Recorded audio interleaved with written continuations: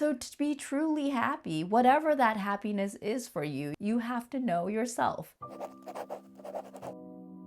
All right, another end of the year video. I've done many of these, and usually around this time I feel a bit overwhelmed and just stressed out because the year is coming to a close and the new year is just around the corner and there's still so much to do. I'm sure a lot of you guys feel that way as well. This year, I feel very different. I feel different because I have been reflecting a little differently, and today I want to share with you how I've been reflecting differently, a little bit about what I'm thinking now, what's inside my head, and what I'm thinking for 2026. I have some announcements at the end of the video, some events, some projects, so make sure you watch till the end. All right, so reflection. I do this in some way, shape, or form every year because I make these videos and I talk to you about what happened this year. I usually go back and watch the videos I posted and look at some of the photos that I have and kind of get a grasp for what I did. The obvious things that happened this year. We did a bunch of events, not just in Tokyo, but we also went to Osaka and Okinawa, and Pudding started elementary school in April, which was a huge thing for us. I'll talk to you a little more about that later. And we did a lot of traveling. We went to Australia, we went to Indonesia,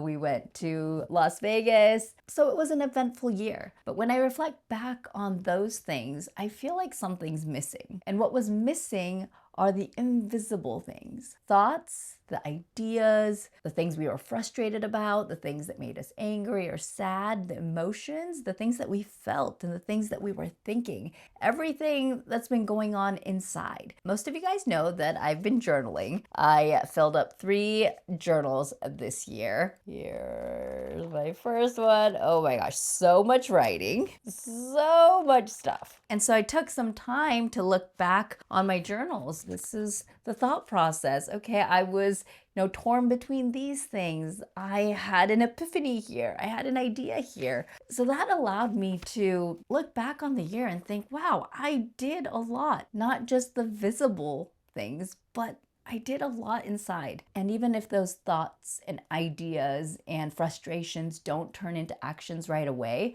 they're the seeds for the actions we're going to be taking in the future. So that made me feel so much better about the year. Even if you don't achieve all of your goals, there are definitely things that I wanted to do that I didn't get around to.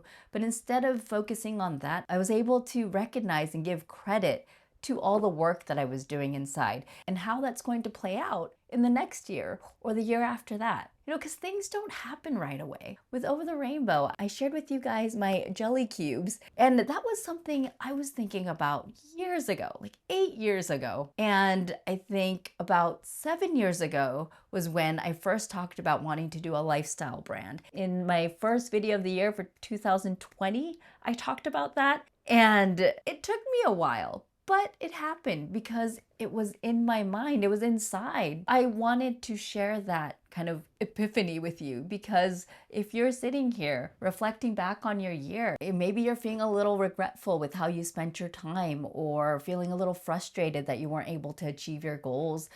It's okay. You did a lot inside that you probably just aren't seeing because it's not physically there. You don't have the videos and the photos to show for it, but it's there and you're doing the work. And that's how I felt for myself. So that definitely changed the way I measure the year. You guys know the song Seasons of Love from Rent, the musical. They talk about how do you measure a year? Do you measure it in daylights, in sunsets, in midnights, in cups of coffee, in inches, in miles, in laughter and strife? How are you going to measure your life? How are you going to measure the year? Instead of measuring by speed and length, which I feel like I've been doing all these years, I'm measuring it in depth and in fullness, not just by the physical things, but by the invisible things. With that, I feel a lot calmer. I have some peace of mind. Don't get me wrong, that does not mean I'm not busy and I'm not running all over the place. As I shared with you in my last video, I have the advent calendar with the kids. Finally finished. Yes, we welcomed Christmas. Santa, thank you for coming once again. I have also started writing our book. We'll update you on that in the new year. But yeah, I've got a lot to do, but I just feel so much more at ease inside. The invisible work is extremely important and something we should recognize because these are the seeds that you're planting for the future. Feeling frustrated will probably force you to find a solution. Feeling scatterbrained is going to force you to rethink of how you do things. And feeling overwhelmed will push you to create better systems for yourself. All of you guys watching this channel have so much passion for self-improvement and bettering life and yourself and growing. You're not going to get stuck there. It's just a process, and that's just where you are now, but you are planting the seeds for future change. As I mentioned earlier, this year, we welcomed a big change as a family as Pudding started elementary school. She's actually commuting to a school that's a little far from her home, so that is a whole new routine. If you follow me on Instagram, you might have an idea of this change in my life, but it was a big one. It was a big one for the entire family. Pudding and Clover used to have the same schedule. They'd go to the same place every day. Now they go to two different places, and one is a lot further than the other. That takes up a lot of time. That requires new systems and new routines and new structures. So we entered a completely new life stage. I actually started a brand new journal right around that time, April 2025, a new chapter for the whole family. Pudding starts first grade, Clover is on his own, and we have to get our together. That's how I was feeling. I was like, oh no. It kind of crept up on us. For years, I just kind of lived in the moment, and that was great. I love that spontaneity and I love the excitement that that brings. But when you've got kids and when you've got a family, you've got to do a little bit of planning and you've got to have some direction. You know, you're part of a team and you're leading a team. So I've shifted my way of thinking a little bit. And this change really forced me to look at myself. Simple questions like, who am I right now? Because you do change and your roles change. What do I actually want? How do I want to work? How do I want to live? How do I see my future? And they weren't easy questions to answer. This whole third journal is basically dedicated to me answering those questions. I use the True Self Journal, which gives you the questions that you need to kind of dig deep into yourself. And I would brainstorm in this. And then I would become so much more clear. Oh, this is what I want. Oh, this is who I am. These are the things I find important. Once I was clear, I would write my answers down. I've done this journal before. It's my second time going through it, but it was very different this time. So I realized this isn't something you just do once. This is something that I need to do every chapter. But everything's just kind of coming together. I've always been I sense something and I feel it and I do it. It has worked for me up until now. But now that I'm like starting to dig deep, everything's connecting and I see things a lot more clearly. Not that all of my problems were solved, but I knew what direction I wanted to go in. So I knew the actions that I need to take next. Being clear on that gives you so much more confidence. And confidence is what gives you peace of mind. So instead of the usual feeling pressured, have to finish all these things, oh no, the year went by and I didn't get to do all these things, I was like, it's all right. I know what I need to do in the new year. I know the steps that I need to take. I know where I want to go. So it's okay. Don't let the last few weeks rush you and stress you out. Just enjoy the holiday season and just keep moving forward the next year. Things you do in the next 2 weeks are barely going to change anything for you. So you might as well just relax, sit back, watch a few movies, and, reflect back on the year knowing that you did the work, you did all the thinking and everything that you need to do to bring you to 2026. And if you feel like you haven't, start thinking, start pondering, start getting to know yourself. All this work that I've been doing has given me a clear direction on the things I want to do in 2026. And one of the things that I really want to focus on is the self, taking time to get to know yourself. Now that sounds silly, but it's true. We don't know ourselves as well as we think. Who are you? What would you say when someone asked you that? Who are you? What are the values that guide you through your decision making? What are the things that you find important in raising kids? What is your financial vision, your career vision? Now is the time that we really need to know ourselves. With all this AI stuff, all the information, the social media, everything we're bombarded with, we have less and less time to look at ourselves and think for ourselves. with the big technological changes that we're faced with, we really need to know who we are and get a sense of ourselves. What is our style? What makes us unique? What's our potential? What's our strength? What are our weaknesses? Those are the things that us humans bring to the table. Our backgrounds, our experiences, our essences. That's something AI does not have that we have. And that's what's going to allow us to work with these new technologies to make our lives better, to have more impact, whatever it is you want for yourself. It's not about having goals and achieving them or having dreams and making them happen. If you don't have goals, fine. If you don't have dreams, that's fine. You don't have to be a go-getter if you don't want to be, but do you want to be? Do you not want to be? Do you know? As long as you know yourself and what you want and you are living that life, perfect. But for the most part, I think we don't know ourselves and we don't know whether we want to do this or we want to do that.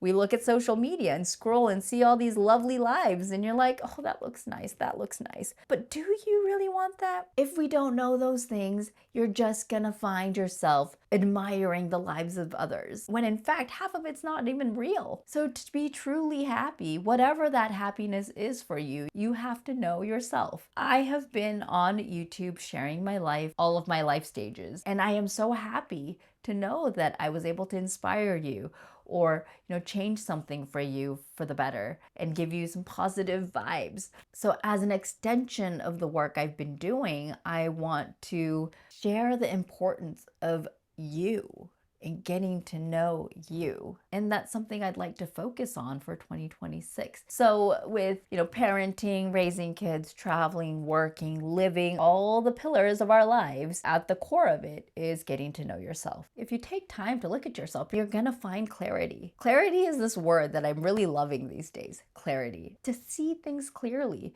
When you look at yourself, you start to see things clearly and it's amazing. You get rid of all this fog in front of you and all the distractions and all the noise and you kind of just look inward and what do you want, Chica? What do you want to do? What do you like? What is important to you? What is not important to you? The fog starts to clear and you're like, oh, okay, that's where I want to go. Let's start going there. So clarity is definitely my word for the end of 2025 and for 2026 definitely. So that was a lot, but those were some of the things I've been feeling and thinking about that I wanted to share with you. I hope that some of it kind of sparked something inside of you, maybe gave you something to think about, some food for thought, something to kind of chew on over the end of the year and into the new year. Because the end of the year and the new year is definitely a time when, even if you're not reflecting on a normal basis, you do kind of stop and think, okay, what happened last year? How do I want this year to be? For most of us, that thought will cross by.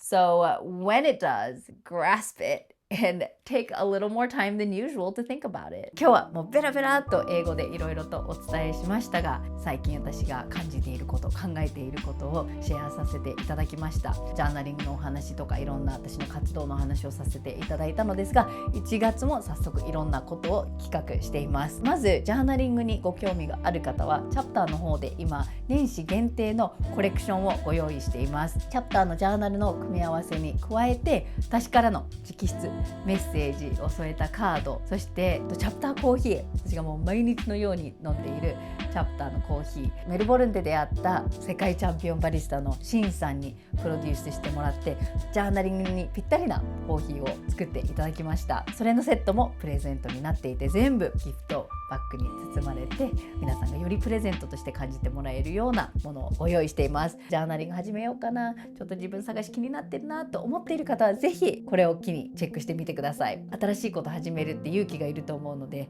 メッセージを書いて皆さんにちょっとした勇気をお届けできたらなと思いました。さらにジャーナル関連で1月31日に初めてウェビナーでジャーナリングについて詳しくシェアさせていただきます。チャプターのジャーナルの使い方、そして私自身のジャーナリングの仕方をシェアさせていただいて、2026年ちょっと新しい習慣、ジャーナリングという習慣を身につけたいと思っていたら、ぜひ参考になったら嬉しいです。で、今のはウェビナーオンラインのイベントなのですが、実は1月18日にリアルイベントもやります。こちらはジャーナルに特化した話というよりも、私の考え方、マインドセット、最近の私が考えていること、今日少しお話ししましたが、そういうところをシェアさせていただき、年始エネルギーが欲しい、インスピレーションが欲しいと思っている方にパワーをお届けできたらなと思っています。Alright guys, there's a lot happening in January because it's a great time to start something new.